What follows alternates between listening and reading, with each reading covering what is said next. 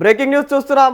రాష్ట్రంలో ఒక సమ్మె ముగిసిందని ఊపిరి పీల్చుకునే లోపే మరో సమ్మెకు కార్మికులు సిద్ధమవుతూ ఉన్న వైనం కనిపిస్తుంది.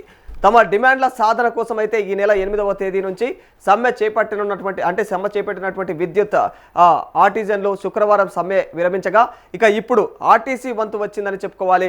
మరి ఈ నెల 22వ తేదీ నుంచి నిరవధికగా అయితే సమ్మెకు వెళ్తున్నట్లయితే ఆర్టీసీ జేఏసీ ఇప్పటికే ప్రకటించింది. మరి దీనికి సంబంధించి అన్ని డిపోల్లో కూడా సన్నాహాలకు ఇక సమావేశాలు కూడా నిర్వహిస్తూ కార్మికులను అయితే జేఏసీ నేతలు సన్నద్ధం చేస్తూ ఉన్నారు. ఇక మరి ఆర్టీసీని ప్రభుత్వంలో విలీనం చేయడం, కార్మిక సంఘాల పునరుద్ధరణ వంటి ప్రధానమైనటువంటి హామీల విషయంలో అయితే ప్రభుత్వం వెనక్కి తగ్గడం కార్మికుల్లో అయితే ఆగ్రహాన్ని కలిగిస్తూ ఉంది. మరి విలీనం, కార్మిక సంఘాల పునరుద్ధరణ మినహా మిగతా అంశాలన్నింటినీ కూడా పరిశీలిస్తామని చెప్పేసి అయితే ఓవైపు ప్రభుత్వం మాట్లాడుతోంది. మరి దానికి ఇక జేఏసీ వర్గాలన్నీ కూడా అయితే మండిపడుతూ ఉన్నాయి.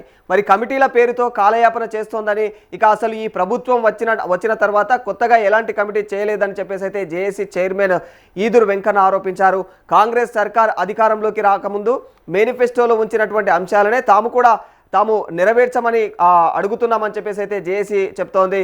లేని కమిటీ పేరు చెప్పి అయితే తమ యొక్క సమస్యలను శాశ్వతంగా అటకెక్కించే ప్రయత్నం చేయడం అయితే తగదని కూడా ఆర్టీసీ నాయకులు వాపోతూ ఉన్నారు. మరి అసెంబ్లీ ఎన్నికల ముందు ఇచ్చినటువంటి హామీలపైన ప్రభుత్వం నిర్లక్ష్యంగా వ్యవహరిస్తోందని అయితే కార్మిక సంఘాలు ఆరోపిస్తూ ఉన్నాయి.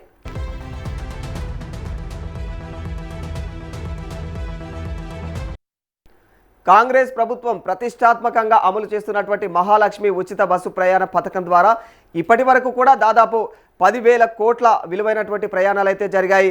మరి 2023 డిసెంబర్ 9న పథకం ప్రారంభమైన నాటి నుంచి కూడా గత నెలాఖరు వరకు 28 నెలల్లో రాష్ట్ర వ్యాప్తంగా కూడా దాదాపుగా 290 కోట్ల మందికి పైగా అయితే మహిళలు ఉచిత ప్రయాణాలు చేసినట్టు తెలుస్తోంది. నిత్యం సగటున 35 లక్షల మంది బస్సుల్లో అయితే ప్రయాణిస్తూ ఉన్నారు మహిళలు.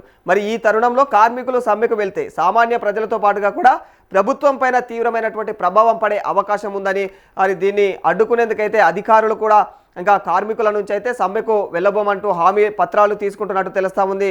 అయితే దీనికి ఎవరు కూడా ఇలాంటి బెదిరింపులకు లొంగిపోవద్దని చెప్పేసి అయితే జేఏసీ పిలుపునిచ్చింది. మరి ఎవరైనా సరే బెదిరిస్తే వారి వివరాలు జేఏసీకి అయితే ఇవ్వాలని చెప్పేసి కూడా కోరింది. మరి కాంగ్రెస్ సర్కార్ ప్రతిష్టాత్మకంగా అమలు చేస్తున్నటువంటి మహాలక్ష్మి ఉచిత బస్సు ప్రయాణ పథకం ద్వారా ఇప్పటి వరకు కూడా దాదాపుగా 10,000 కోట్ల విలువైనటువంటి ప్రయాణాలు అయితే జరిగాయి.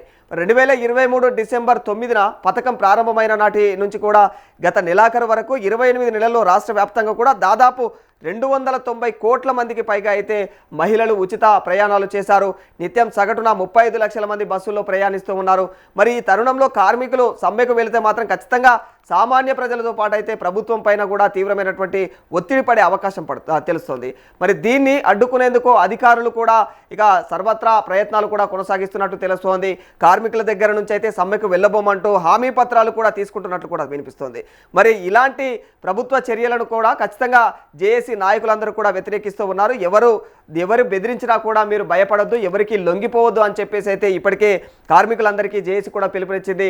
ఎవరైనా సరే ఒకవేళ బెదిరింపులకు పాల్పడితే వారి వివరాలు ఖచ్చితంగా మాకు తెలియజేయాలని చెప్పేసి అయితే జేఏసీ కోరుతా ఉంది.